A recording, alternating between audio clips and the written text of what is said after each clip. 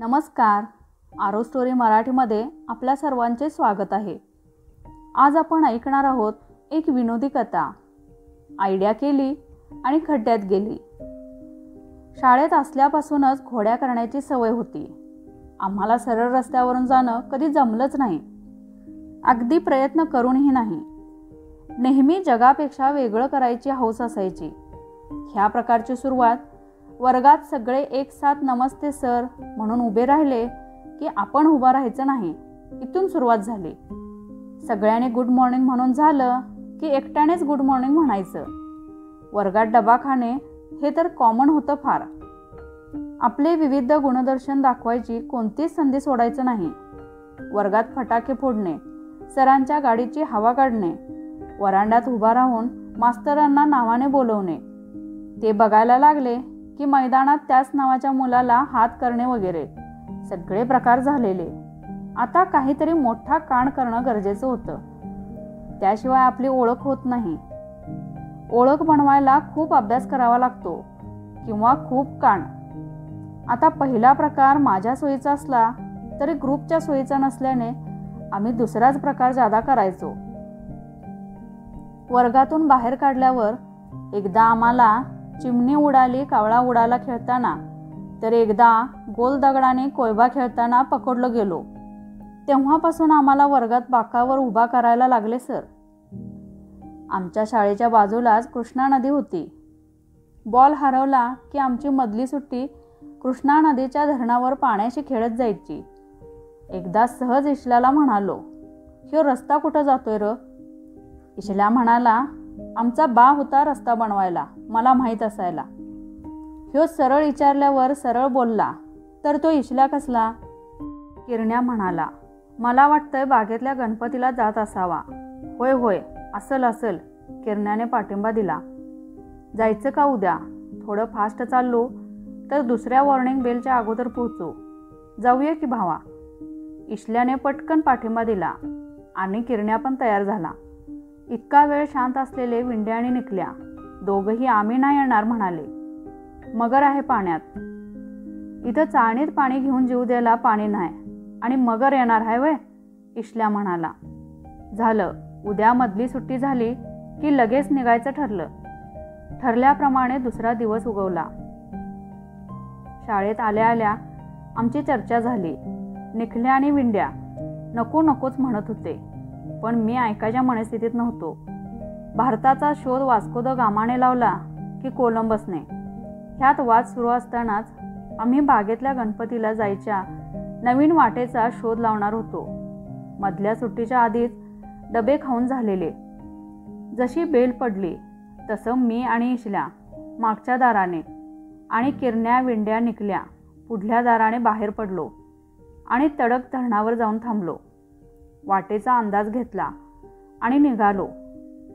नदीकडेचा भाग असल्याने सकाळी कामे न उरकलेली तुरळक गर्दी तिथे होती. नाकाला रुमाल लावून आम्ही पुढे निघालो.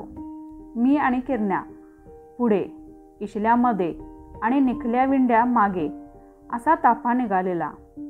आता उजव्या बाजूला नदी आणि डाव्या बाजूला ऊसाची शेती होती. नदीपासून थोडा किनारा आणि मग 10 फूट उंचीवर शेती होती. तिरकस चढ चढावा लागेल अशी शेती आणि नदीला जोडणारा रस्ता होता. आम्ही मधून रमत गमत पाण्यात भाकऱ्या टाकत चाललो होतो. आमच्या रस्त्यातला पहिला अडथळा आला. एक साधारण 2 फूट लांबीची चर खोदलेली होती. पाणी असल्यामुळे विंड्या घाबरलेला.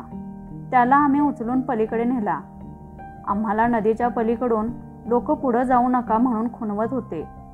आम्हाला वाटलं आम्ही त्यांचा ऊस चोरू म्हणून ते तसं म्हणतायत. मग आम्ही पण नाही करत पुढे गेलो. असंच पुढे जात असताना अचानक आम्ही थांबलो. समोरून सूळ करत काहीतरी पाण्यात गेलं. आम्हाला वाटलं साप, पण पलीकडच्या माणसामुळे कळलं ती मगर होती. आणि एवढा वेळ तो आम्हाला तेच सांगत होता. तो अजूनही आम्हाला सांगत होता, पळा तिकडून. पण आमच्या चरबी कमी नव्हती तेव्हा. मगरीने जेव्हा थोडं पुढं जाऊन तोंड वर काढलं तेव्हा मी बरोबर तिच्या डोक्यात फेकून दगड मारला आणि ओरडलो, तुझ्या बाचं काय आगाव खाल्ले होय? तू आम्हाला खाणार? मला वाटलं पाण्यातून ती कसली येते, पण तिला बावरनं बोललेलं आवडलं नाही बहुतेक आणि ती माघारी फिरली. लक्षात आल्यावर आमची आसली फाटलेली, गेलो मेलो झालेलं. नेहमी शिव्या घालणारा किरण्या हनुमान चालीसा म्हणू लागला. निखल्या आणि विंड्याने कवात झाडाची वरची फांदी गाठलेली. आम्ही तिघे पण पटकन वरती चढलो. मगर एव्हाना झाडाखाली आलेली आणि वरती बघू लागलेली. बहुतेक तिला म्हणायचं होतं, ओय बाच्या, फाटली का आता? ये ना समोर, दाखवते तुला. बाकीची सगळीजण मी शेंगा खाल्ल्या नाहीत, मी फोलपट उचलणार नाही मूडमध्ये होती. पण ॲज नेता मला काहीतरी करणं गरजेचं होतं. म्हणून मी झाडाची पानं तोडून ती मगरीच्या अंगावर टाकली. ती आणखी चिडली. मगरी डाव कसं काय धरत असेल बरं? अशा प्रसंगी पण किरण्याला काहीतरी सुचत होतं. अरे सापाची मावशी ना ती, सापाला तिनेच तर शिकवलंय डूक धरायला. अशा प्रसंगी माझं एवढं डोकं चालतंय बघून सगळेच माझ्याकडे खाऊ की गिळू नजरेनं बघत होते.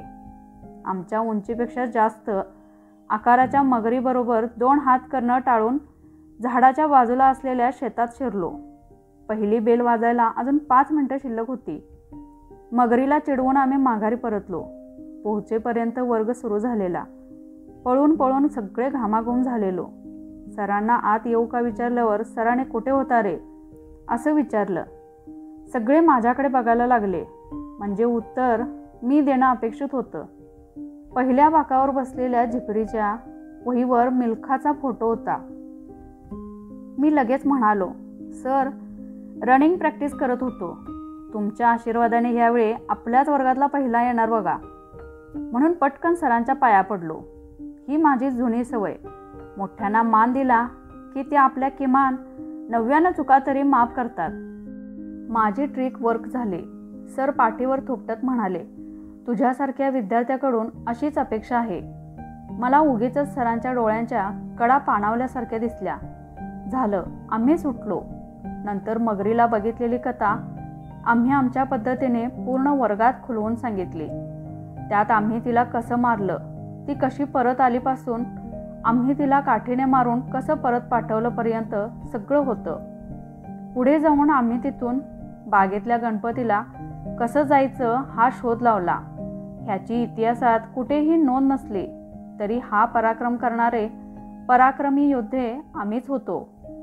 काय मग, कशी वाटली आजची कथा? आवडली असेल तर लाईक करा आणि तुमच्या शाळेतील असा काही अनुभव असेल तर कमेंटद्वारे नक्की कळवा. आणि अशाच कथा ऐकण्यासाठी चॅनेलला सबस्क्राईब करा. धन्यवाद.